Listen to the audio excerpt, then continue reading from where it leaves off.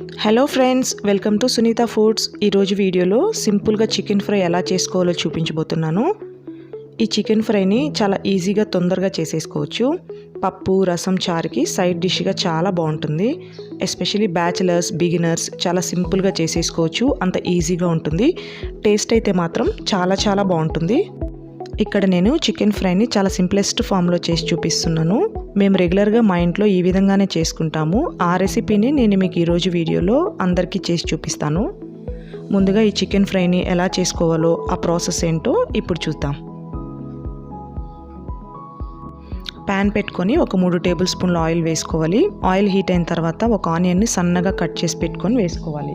ఈ ఆనియన్స్ కొంచెం ఫ్రై అయిన తర్వాత ఒక టేబుల్ స్పూన్ అల్లం వెల్లుల్లి పేస్ట్ వేసుకొని పచ్చి వాసన పోయేంత వరకు ఫ్రై చేసుకోండి.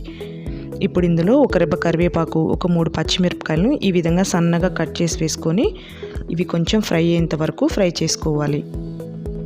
బాగా క్లీన్ చేసి ఒక 500 గ్రామ్స్ బోన్స్తో సహా ఉన్నటువంటి చికెన్ వేసుకోండి.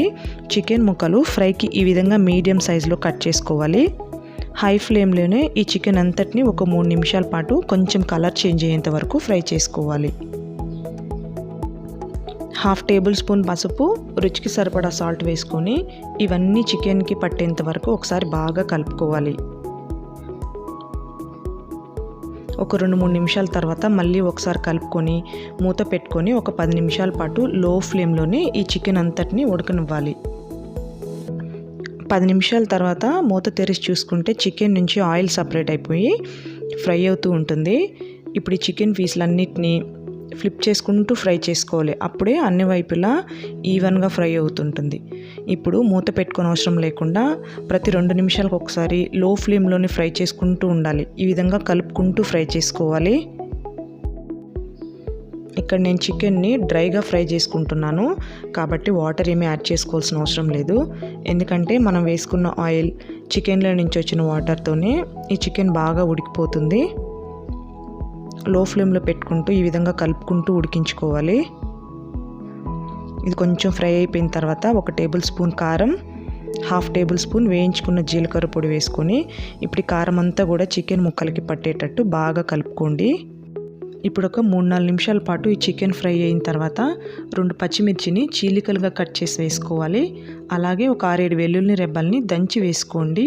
ఇవి చికెన్ ఫ్రైకి మంచి ఫ్లేవర్ని ఇస్తాయి. ఈ విధంగా చికెన్ ఒక 80% ఫ్రై అయిన తర్వాత వేసుకుంటే ఫ్రైకి ఎక్స్ట్రా ఫ్లేవర్ అనేది వస్తుంది.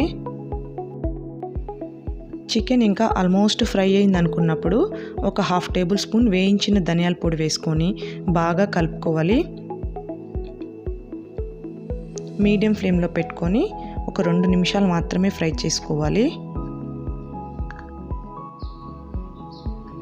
ఇప్పుడు ఇందులో సన్నగా తరిగి పెట్టుకున్న కొత్తిమీర ఒక 3 టేబుల్ స్పూన్ వేసుకొని ఒకసారి బాగా కలుపుకొని స్టవ్ ఆఫ్ చేసి దించేసుకుంటే మన టేస్టీ చికెన్ ఫ్రై రెడీ అయిపోయింది. ఈసారి చికెన్ ఫ్రై చేసేటప్పుడు ఈ విధంగా ట్రై చేసి చూడండి.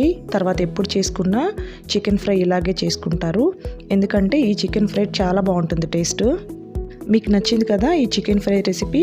అయితే లైక్ చేసి షేర్ చేయండి. మరిన్ని రెసిపీస్ కోసం మన ఛానల్ని సబ్స్క్రైబ్ చేసుకోండి. Thank you for watching.